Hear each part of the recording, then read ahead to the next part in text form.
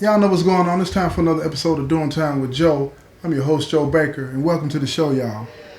In prison, man, it's hard because when you see something in here that's going down that's wrong, it's expected for you not to say anything. And sometimes it's almost expected that you help out, you know?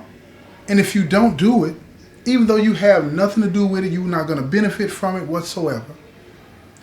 If you don't do those things, then you have to deal with the consequences of that.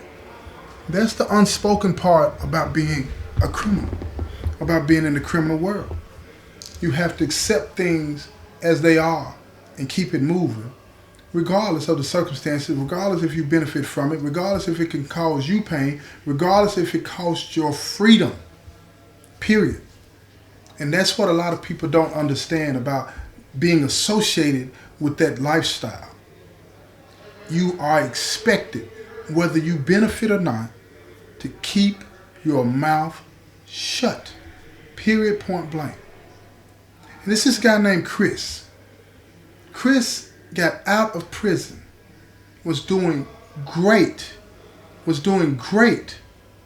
until one night he was working the third shift. And he normally didn't work third shift. This is overtime hours that his supervisor had came to him and offered him because they had gotten to the point where they liked Chris. They knew he was a felon, but they liked him because he was dedicated to his job. He was dedicated to his girlfriend, and he wanted things to work out for him and her. They had decided that they wanted to try to have a child. He's in his mid-30s, and so is she. And they had everything mapped out. But Chris was part of a criminal lifestyle that really didn't give him the room to maneuver unless he decided to take it. You got to remember one thing. You know, a lot of people think power is given. Nah. Power is taken. Period. Point blank.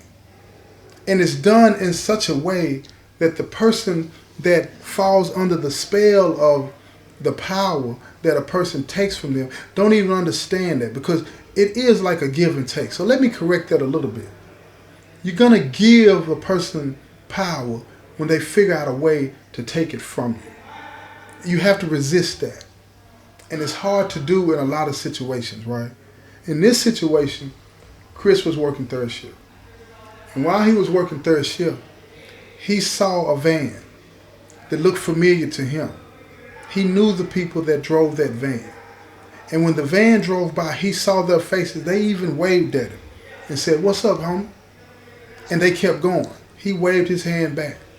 He didn't realize at that time what they were about to do. He had no idea what was about to go down. But it didn't matter, because to the individuals driving that van, Chris was in the bricks. He was a criminal in their minds still. He had been to prison. He had done hard time. He understood the lifestyle. So he understood that stay out of my business, even if it don't benefit you, and don't tell my business to the police. So when they drove by, they stopped at this warehouse next to the warehouse that Chris was watching. And when they got to that warehouse, they looked at Chris as if to give him a signal or a motion to be like, look out for us. So Chris, he felt immediately uncomfortable with that request. But he didn't say anything.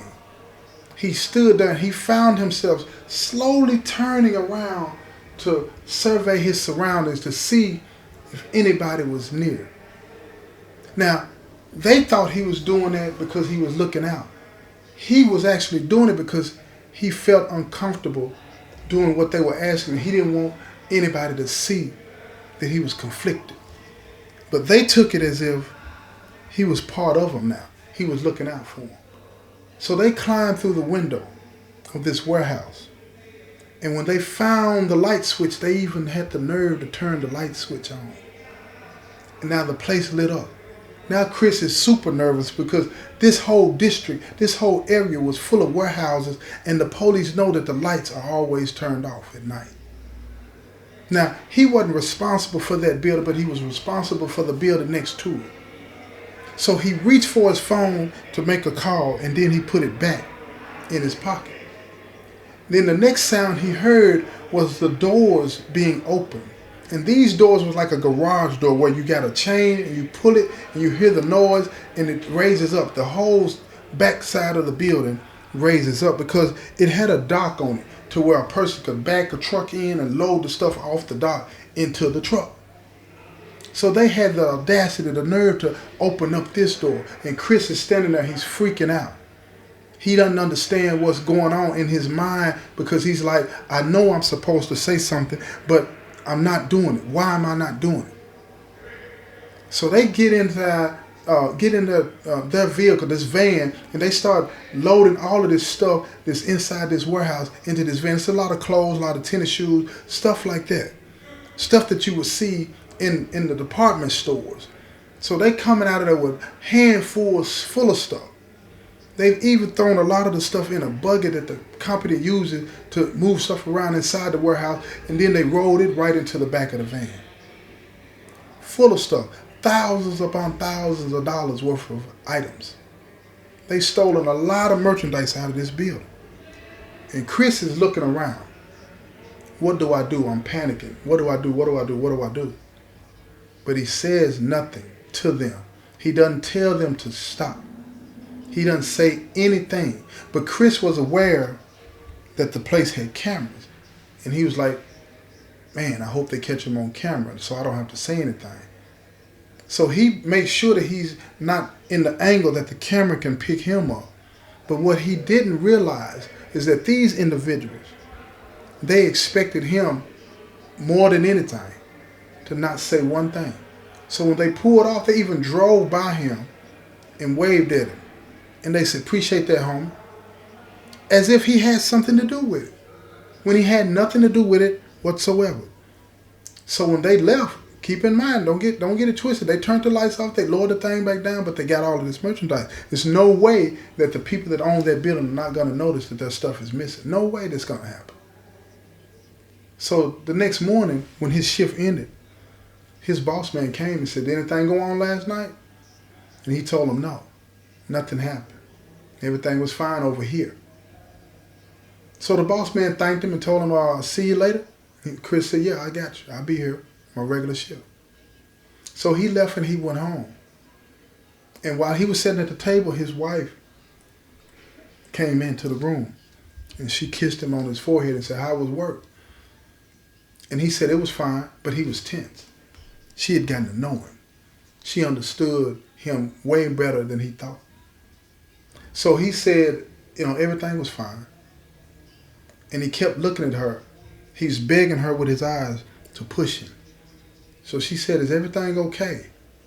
And then he laid his head down on the table and he took a deep breath.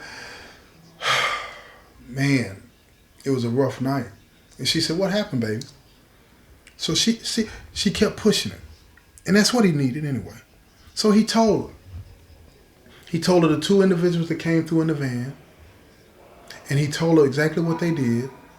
And she looked at him. And for the first time in their relationship, she showed the look of disappointment on her face.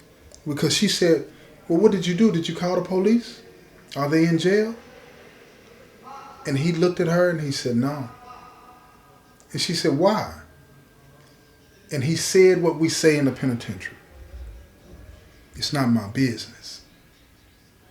And she said, but it's right next to the building that you're protecting, that these people have given and trusted you to watch out for. He said, yeah, I did that at my building, but not that building. She said, but if you see somebody doing something, you're supposed to say something. He said, that ain't how I get down. So she looked at him with that look of disappointment. You know how a woman can look at you and just break you down with that look? She looked at him like that and she walked out of the room because she was sorely disappointed with him. So he sat there at the table for a while, not really understanding what he needed to do, but he knew what he needed to do. He knew what he should have done. He knew it. But he wondered why he didn't have the courage to do it. So he went home and talked to his father. And when he got to the house and he was talking to his father about it, he told his father exactly what happened. And his father told him, he said, look, son, I understand what you're saying. And I understand that it could get ugly for you if you were to say something. But the right thing for you to do is say something. But Chris tried to explain to him, you don't understand what it was like inside. See, and I think a lot of people, a lot of y'all that's listening, that haven't been locked up, it's no way you can understand what it's like in here unless you're in here. And that's why I tell these stories.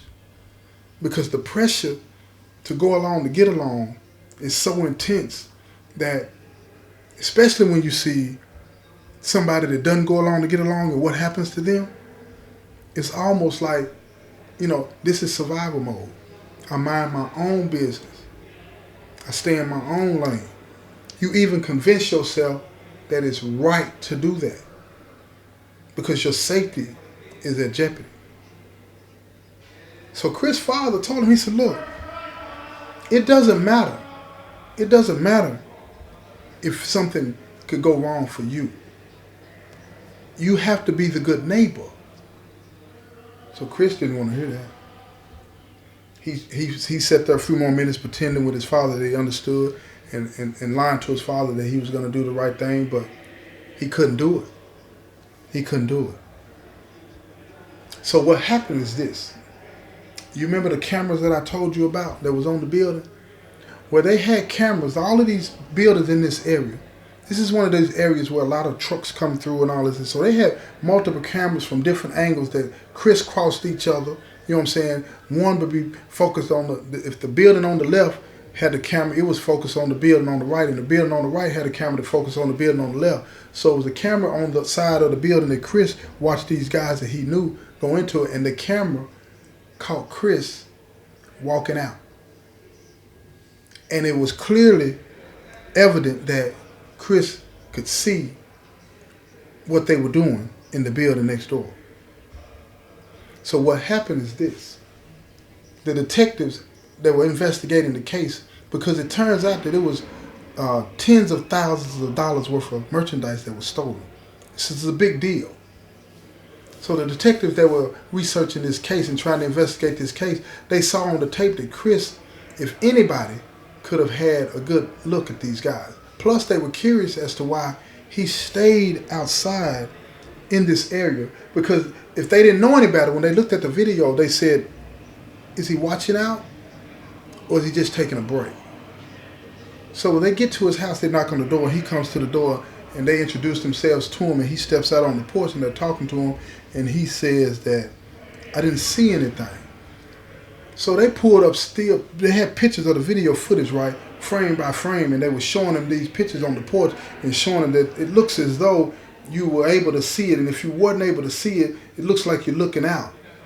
So now they were going to leave it to Chris to tell them what these pictures meant. You define this for me. Because at this point, they could actually arrest him. They could actually arrest him for being out there because it looks like he's a lookout. And see, that's what I mean by, you get caught up in this lifestyle, this mindset to where you do things that you think are in your best interest, right? And in the penitentiary, it may have been in your best interest because the consequences in here are immediate. If you go say something to somebody about something that they did and get them in trouble, they're going to come to see you. You're going to have to fight. And sometimes it's to the death. But out here in the free world, if you say something about what somebody did to the police, most law-abiding citizens hoping that the police go get them before they can get you. But see, when you're in the criminal world, you're not thinking like that. You're thinking that they'll get me before the police get them. And that mindset, it becomes so strong and so intense that you'll do something that's not in your best interest. So Chris did something that wasn't in his best interest. He lied to him and he told him, I just came out, I looked around, I didn't see anything. And then they showed him another picture that showed where the lights were on in the building. So they asked him, said, so did you see and recognize and notice that the lights were on in the other building? And he looked at them again, but he knew that they were closing in. He knew that the walls were closing in, and he had to make a choice. So he told him, he said, yeah, I saw that the lights had been turned on. Now, see, that's all they really needed him to say. Because now with those lights turned on, that means that you were out here long enough to see what was going on. And if you see the lights turned on, that means you looked in that direction. So they said the next question was, did you see anything out of the ordinary? And he said, fumbling like it. So they said, hold up a second. Before you answer that question, let me show you this other picture. So when they showed him the other picture showed the lights were on and there was a van backed up to the dock. So they asked him, is this van right here out of the ordinary? Do they usually have people coming through at night and cutting on the lights and driving the van into the loading dock? And he told them no. So they said again, did you see anything out of the ordinary? He said, yeah, but I didn't know what was going on. So he said, how long have you been working here? He said, I've been working here for about 6 months now. So in that 6 months, have you ever seen a van come in the middle of the night and back up to the loading dock with the lights on in the building? And he said, no. He said, so this didn't seem unusual to you. See, so Chris was fumbling now. He knows that they're thinking one thing, but they want him to clarify the other. They're thinking that he may have had something to do with it, but they want him to tell them what really happened. What really happened. So he's standing there in front of these two detectives, and he's trying to outthink them, but he can't outthink them because why? They got some proof. But his mind keeps flashing back to the penitentiary. He keeps thinking that it's the penitentiary code. Keep your mouth shut. You didn't see nothing. Blah, blah, blah. This and that. Even if it's not in your best interest. So they pulled out another picture. And in this picture, they showed the van driving by, right by Chris. Driving right by him. And if y'all remember what I said earlier in the show, what happened, you're going to know what I'm about to say. They waved at it. Appreciate that, homie. Now these pictures don't show, it didn't have audio so they could see on the film what was said, but they can see that the person is clearly talking to somebody, and the only somebody is Chris. So the detectives say when they drove by, did they say anything to you? So Chris is looking at him, and the other detective said, "Be careful now." With what you're about to say. Because what you're about to say right here is going to determine if you go home tonight or jail. Which one? It's up to you. So Chris, he turned around, he's pacing, he's looking to the sky, he puts his hands on his hip, puts his hands on top of his head, and he said, look, man, I don't want to get involved in this. I didn't have nothing to do with what happened last night. And the detective told him, he said, look here, son, we know you just got out of prison, and we understand how it works in that, right? But if you're going to be a part of a law-abiding community, it is your duty. It's your duty to tell us what happened. He said, but you don't have to do that. You don't have to say anything. Because right now we have enough evidence to lock you up. We got enough evidence that we can make the case to the district attorney that you was on the lookout. Now what is it going to be? So Chris thought about it. And he said, man, can you come see me tomorrow? And one of the detectives said, no, you need to tell us now. And then the other detective said, hold up. Give him some time to think about this. Because this is serious. He said this is a different world for him. He's got to really do this on his own. We don't want to force him. Because we want the truth. So they let Chris go home that day. But what he didn't understand was they were watching him. And they were following him. And when they followed him, he gets home, he's talking to his wife, and then he leaves. He leaves about an hour later. And he drives to these individuals that robbed his place. He goes straight to them. And the police are watching the whole time. The whole time. When he pulls up on them and he's talking to them, they see that he's getting into an argument with them. He's arguing with them because he's mad that they have pulled him into something that he didn't want anything to do with. He had nothing to do with. But see, that penitentiary code, see something, don't say nothing, that's what got him into this. It wasn't him, it was him. Did not having the courage to do what he was supposed to do. So the police are watching this, but they're taking pictures. They got him on pictures. So the next day, as soon as he gets to work, here they come. And they said, you got something you need to say? And then the other detective, the one that gave him the benefit of the doubt the day before and said, no, let him go home. He got a lot to think about. He pulled out these pictures and he said, explain this. Now Chris is panicking because now he sees his whole world slipping away from him. He don't know what to do. What do you think he did? See, now it become a threat to him, a serious threat to his freedom. And Chris told him who it was, what they did, and the most important thing, he told him why he didn't say nothing. And the detectives, they understood what he was saying. But they told him, you got to make a choice. Life is about choices.